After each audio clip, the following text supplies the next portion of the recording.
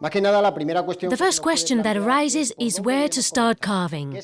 Which would be the ideal option?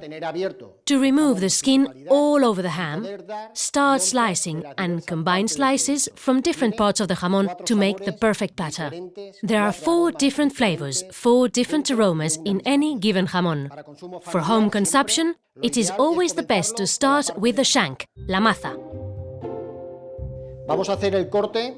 In order to start carving, we will need different tools, which I consider to be a good carver's best friends. We need 3 knives, one for the rind, another small to separate the bones, and the classic jamonero knife, a long, thin-bladed and flexible knife, in order to reach everywhere and optimize the product as much as possible. We take the knife with the wide blade and make a small cut 2 fingers above this small bone.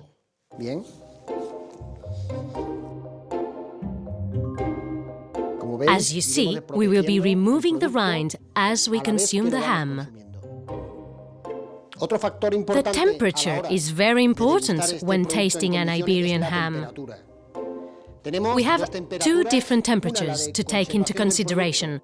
One for the conservation, between 14 and 18 degrees centigrade, and another one for the consumption, between 20 and 24 degrees. It is extremely important in order to obtain optimum organoleptic sensations. As you can see, we make a fine cleaning, but only of the area we are going to consume. Exhaustiva, pero solamente de la zona que vamos a consumir.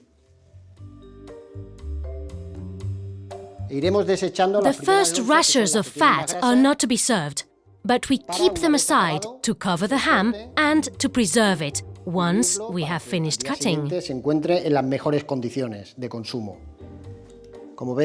So that the next day it will still be in the best conditions for consumption.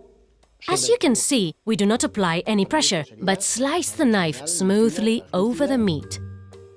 To me, this is the perfect slice. Very thin, transparent, ideal. The aroma is really amazing. With this small slice of ham, we can fully enjoy a good CINCO JOTAS. As we place pressure on the fat, we can see how easily it melts, which indicates quality. And now we are going to use the short, sharp-bladed knife, called puntilla, to marcar. Marcar is to cut around the bone so we can separate it from the meat in order to optimize the product. Why do we do this? First, the thin, flexible knife will not touch the bone when slicing, so the slice comes out lean. And second, and more important, to make the most of this meat stuck to the bone. La segunda finalidad y más importante es el aprovechamiento, la optimización de toda esta zona que queda pegada al hueso. As you can see, since we have cut around the bone with the small knife, once we get to the bone area, the slice jumps. The long knife does not touch the bone, and it is much easier for us to carve this CINCO JOTAS ham.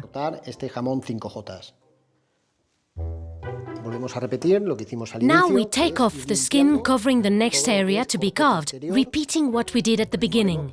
We will do this the same way, and we will clean as we consume the product. Why do we make this little furrow? For 2 reasons.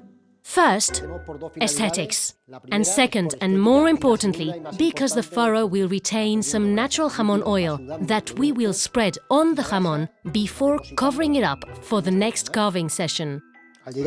Once we reach the hip bone, we take again the knife puntilla and we continue removing the bone, which will help with the carving.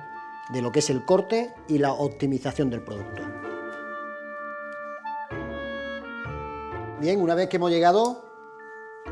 Once we have reached the bone area, so here, as you can see, and here, we touch the bone.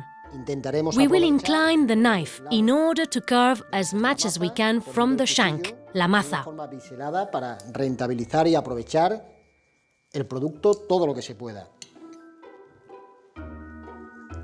We will uncover the butt part or flank, contramaza.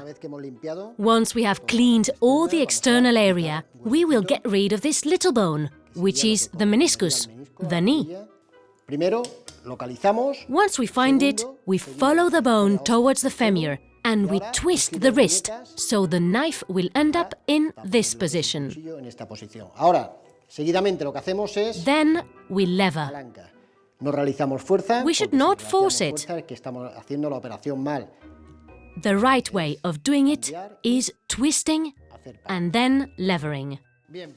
Pues Well, una vez quitado once we este have gotten rid of this little bone, our work will be much easier, the carving much more comfortable, and most of all, we will not have the classic curve that usually appears in this area. a todos en esta zona.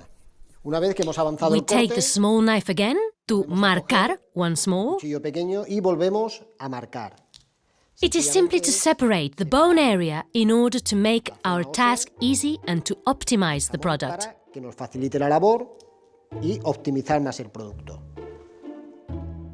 Ahora, cuando seguimos cortando, Now, as when we continue carving, the slices come out easily, making the job much more pleasant. nuestra labor se hace mucho más amena. Como ven, esta zona tiene As you can see, this area has fewer infiltrations, much less fat accumulated between the muscle fibers, but still a very appetizing part of the ham. ya está llegando este jamón. We are about to finish the ham, so we are going to optimize the area of the knuckle, jarrete, the great unknown part of the ham. Conocida y que todo el mundo no aprovecha.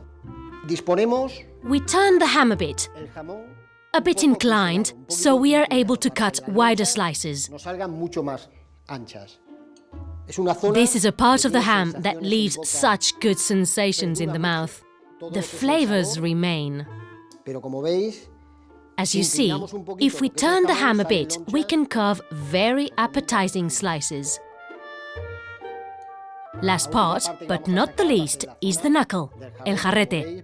As you can see, we are going to take out this little bone by using the puntilla, this little knife.